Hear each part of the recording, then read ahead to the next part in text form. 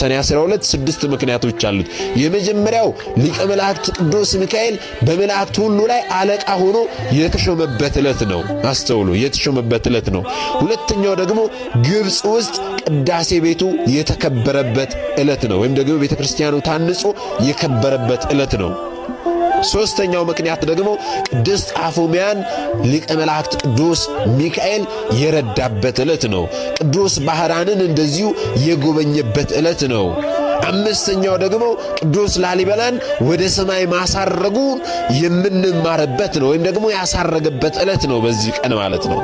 ስድስተኛው ምክንያት ደግሞ ለፍጥረታት ሁሉ ምሕረት የሚጠይቅበት ዕለት ነው ይህ ዕለት ማለት ነው። አስተውሉ እግዚአብሔር ቤተሰቦች። ስለዚህ በእነዚህ ስድስት ምክንያቶች ዛሬ ሰኔ 12 ቀን ላይ የገናናው መልአክ የሊቀ መላእክት የቅዱስ ሚካኤልን ዓመታዊ ክብረ በዓል እናከብራለን ማለት ነው። አስተውሉ።